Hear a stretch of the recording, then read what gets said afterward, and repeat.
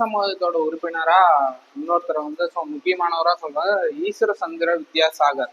இவர் எதுக்கு நம்மளுக்கு வந்து முக்கியமான நபரா கருதப்படுறாருன்னா, இவர் தான் வங்காளத்தில் சமூக சமய மறுபலர்ச்சி ஏற்படுத்தியவர்னு சொல்றாங்க. அதே மாதிரி விதவை மறுமண சட்டம் கொண்டு வர்றதுக்கு, அதாவது விதவைகள் வந்து திரும்ப கல்யாணம் பண்ணிக்கலாம், பலதரமணம் இருந்த இடத்துல அதையும் தடை செஞ்சு அதெல்லாம் கேன்சல் பண்ணிட்டு விதவைகள் வந்து மறுமணம் பண்ணலாம் அப்படின்னு சொல்லிட்டு விதவை மறுமண சட்டம் கொண்டு வர்றாரு. அந்த கொண்டு வரக்கு முக்கியமான நபரா திகழ்றவர் தான் வந்து ஈஸ்வர சந்திர வித்யாசாகர். ஓகேங்களா? இவர் வந்து ஒரு எழுத்தாளர், சீர்திருத்தவாதி மற்றும் கல்வியாளரா போற்றப்படுறாரு. இவர் வந்து பெண்களின் முன்னேற்றத்திற்கும் பாடுபடுறாரு. பெண்களின் முன்னேற்றம்னா என்ன? அவருக்கு கல்விக்காகவும் பாடுபடுறாரு. அதே மாதிரி விதவைகள் வந்து கல்யாணம் பண்ணக்கூடாது அப்படின்னு சொல்றாங்கல்ல, மறுமணம் செய்யக்கூடாது, அதுக்காக விதவைகள் வந்து மறுமணம் செய்யலான்னு போராடுறாரு. சதி ஒழிப்பு, அதாவது பிரம்ம சமாஜத்துல ஒரு உறுப்பினராக இருக்கிறதுனால சதி ஒழிப்பும் இந்த பெண்களுக்கு எதிராக இருக்குது, அதுவும் வந்து இருக்கக்கூடாதுன்னு சொல்லிட்டு போராடுறாரு. ஓகேங்களா? அதே மாதிரி குழந்தை திருமண எதிர்ப்பு, மறுமண ஆதரவு, அப்புறம் பலதரமணம் போன்ற எப்பயும் போல எல்லாத்துக்கும் பிரம்ம சமாஜத்துக்கு ஒரு உறுப்பினர்களாக இருந்த அதே நீதிதான் இவரும் பின்பற்றுறாரு.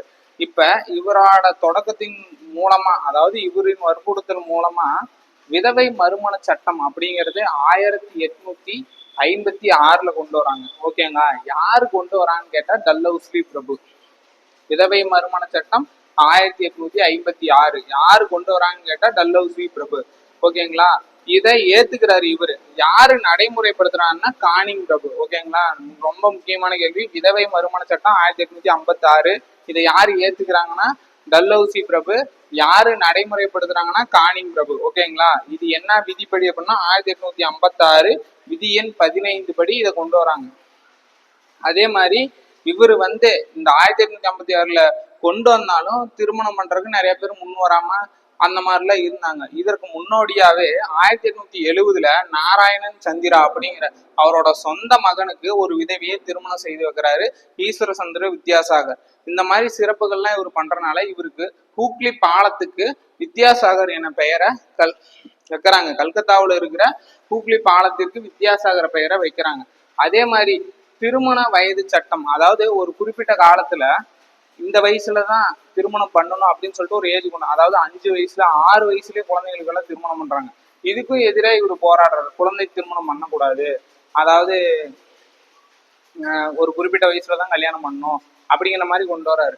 அது எப்ப வந்து இவர் போராடி அதனால ஒரு திட்டம் கொண்டு வந்தாங்கன்னா 1860. அப்ப ஏஜ் எவ்வளோன்னு கேட்டா 10 வயசு நிர்ணயிக்கிறாங்க. இது சின்ன ஷார்ட்கட்னா 18 வயசு பெண்களுக்கு கல்யாணம் பண்ணுவோமா, திரும்ப 60 கல்யாணம் பண்ணலாம். 18 வயசு ஆனா கல்யாணம் பண்ணலாம்பாங்க, திரும்ப 60 கல்யாணம். அதனால திருமண வயது சட்டம் 1860.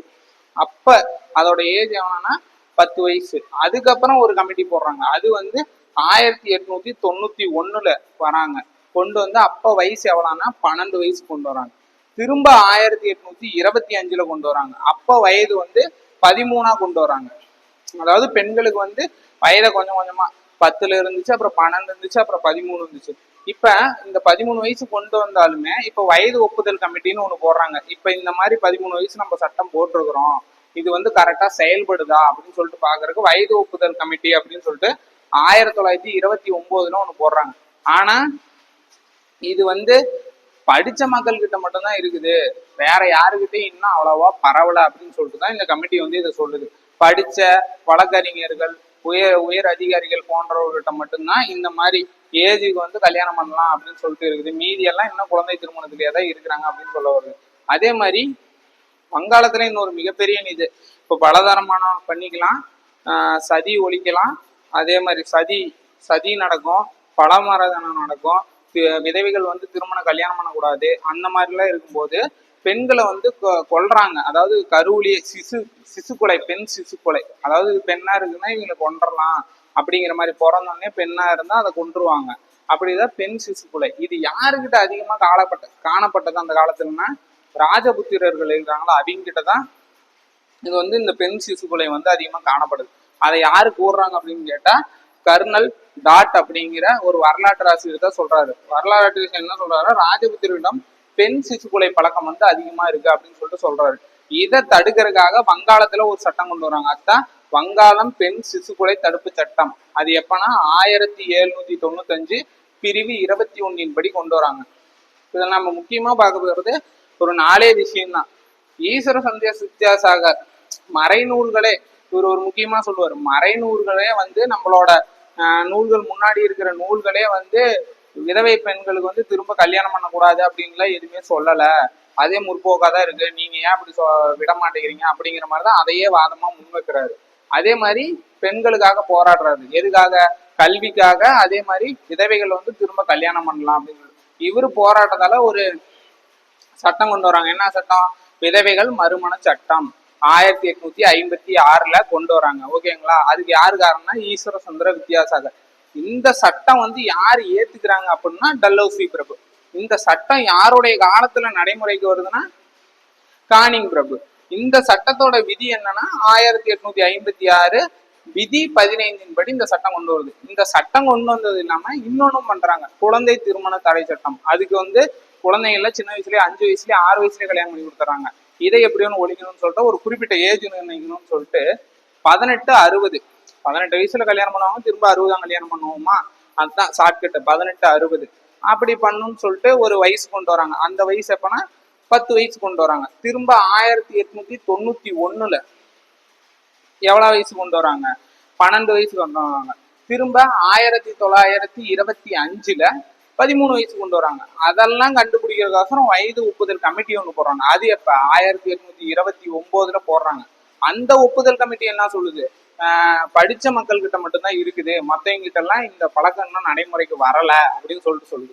அடுத்தது இன்னொன்னு முக்கியமா பார்க்க போறது பெண்களை தான் இதுல முக்கியமா அடிமைப்படுத்துறது, சதி ஒழிப்புக்கு பயன்படுத்துறது போன்றவை எல்லாம் பெண்களை தான். அதே மாதிரி ராஜபுத்திரர்களிடம் வந்து பெண்கள் நிறைய பிறகுறாங்களா, இவங்களை கொன்றலாம் அப்படிங்கிற மாதிரி ஒரு நடைமுறை பழக்கம் இருக்குது.